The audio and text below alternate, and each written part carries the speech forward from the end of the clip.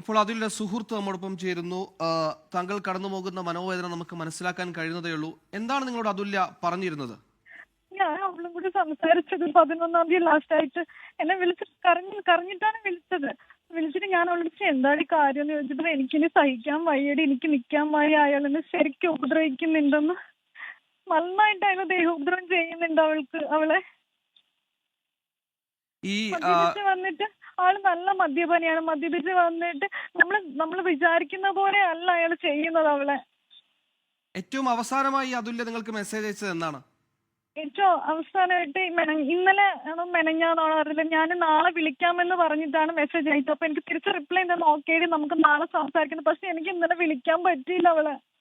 എന്തായിരുന്നു അവസാനമായി അയച്ച മെസ്സേജിന്റെ ഉള്ളടക്കം എന്ന് ഓർത്തെടുക്കാൻ കഴിയുന്നുണ്ടോ? ഈ മർദ്ദനത്തെ കുറിച്ചാണോ? എനിക്ക് നിന്നോട് സംസാരിക്കാനുണ്ടടി, എനിക്കിനി സഹിക്കാൻ പറ്റുന്നില്ലെന്നും പറഞ്ഞിട്ടാണ് ലാസ്റ്റ് എന്നോട് സംസാരിച്ചത് അവള്. ഞാൻ പറഞ്ഞു നീ വിഷമിക്കണ്ട, നാളെ ഞാൻ വിളിക്കുന്നുണ്ട്, നീ ഹാപ്പി ആയിട്ടിരിക്ക്, എപ്പോഴും മനസ്സിൽ കുഞ്ഞിനെ പറ്റിയിട്ട് മാത്രമേ ചിന്തിക്കാവൂ എന്ന് ഞാൻ ഒരുപാട് അവളോട് പറഞ്ഞതാ. അവൾ ഒരിക്കലും ഇത് ചെയ്യില്ല.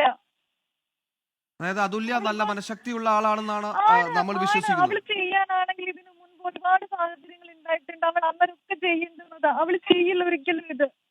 ഞാൻ അങ്ങോട്ട് അവളെ ഉപദേശിക്കുമ്പോൾ അവൾ എന്നോട് പറഞ്ഞു, എനിക്കൊരു മോളുണ്ട്, എന്റെ മോൾക്ക് ആരും ഇല്ലാണ്ടായിപ്പോ ഞാൻ ഒരിക്കലും ചെയ്യില്ല.